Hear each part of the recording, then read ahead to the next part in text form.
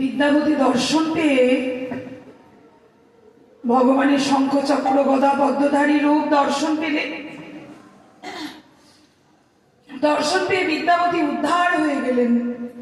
অন্যান্য গোপিনীগণ এনারা কি করেন? এনারা এই ভগবানের সঙ্গে একটু নৃত্য করার জন্য, ভগবানের সঙ্গে একটু খেলা করার জন্য এনাদের মন ব্যাকুল হয়ে থাকে। এনারা তো দাপড়ে তো আসলেন, কিন্তু এনাদেরকে সবাই কলঙ্কিনী বলতেন যে এই গোপিনীরা বুঝি ভগবানের সঙ্গে রাস করেছেন। তা মা একজন 7 বছরের শিশু কি করে একজন 80 বছরের বৃদ্ধা গোপিনী, একজন 5 বছরের আবাল, একজন 15 বছরের বনিতা তার সঙ্গে রাস করতে পারে? এটা কি সম্ভব? কখনোই সম্ভব নয়। এই যে গোপিনীরা ছিলেন মা, এনারা ছিলেন ওই ত্রেতা যুগের মুনিগণ। আমরা অনেকেই এই কলিযুগে অনেকেই বলি যে ভগবান তো করেছেন লীলা, ভগবান তো করেছেন রাস। ভগবান এই যে 16,001 গোপিনীকে নিয়ে ভগবান রাস করেছেন।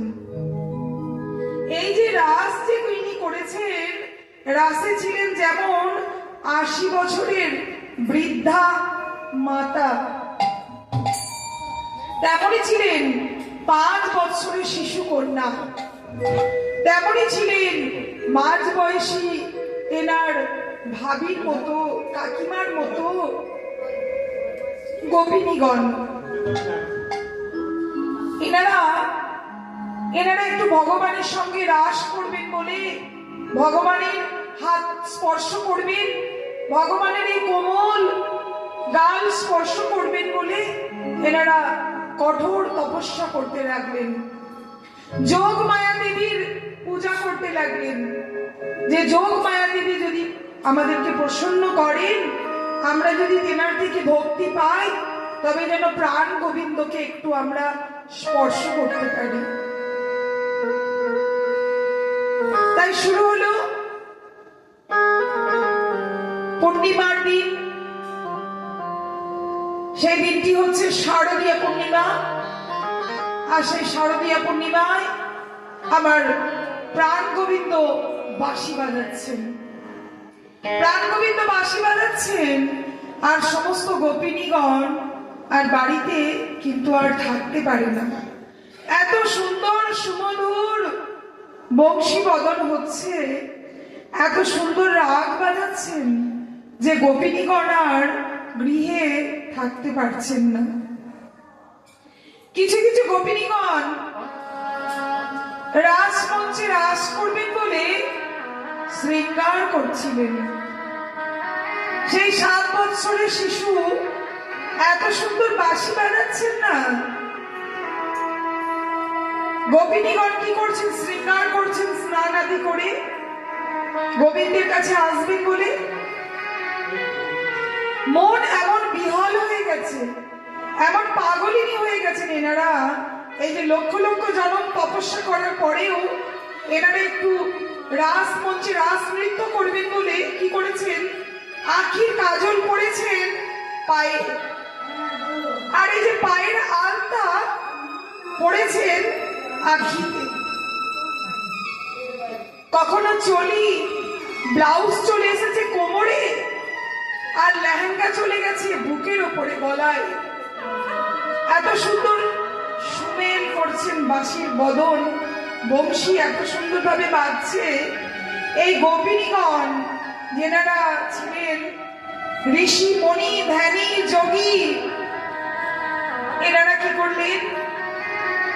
বাড়ির বাইরে চলে এসে রাস মঞ্চে চলে আসলেন আমার প্রাণ গোবিন্দের কাছে। যে সমস্ত গোপিনীগণ আসতে পারলেন না, তেনারা কি করলেন?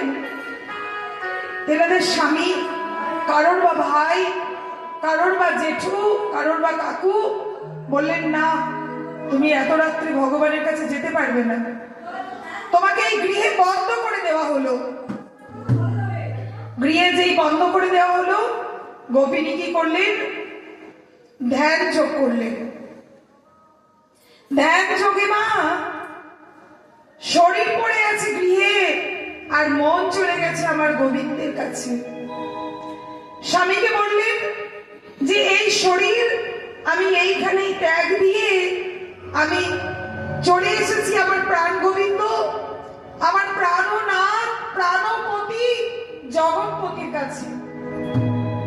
তুমি তো এই নশ্বরপতি, এখনই আছো, খানিকটা পরেই তুমি প্রাণ ত্যাগ করবে, কিন্তু আমার জগৎপতি যিনি আমাকে এই ধরাধামে এনেছেন, আমি তেনার কাছে চলে যাচ্ছি বলে কি করলেন মা?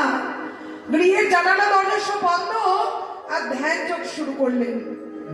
ধ্যান যোগে কি করলেন? আত্মা, এই যে আত্মা, আত্মা ছেড়ে চলে গেছে, চলে যাচ্ছে রাস মঞ্চে, গিয়ে রাস করছেন ভগবানের সঙ্গে। যে গোপিনী ত্রেতা যুগ থেকে নিয়ে এই রাস করার পরেই এনাদের এই মুনি জীবন যে সফল হলো।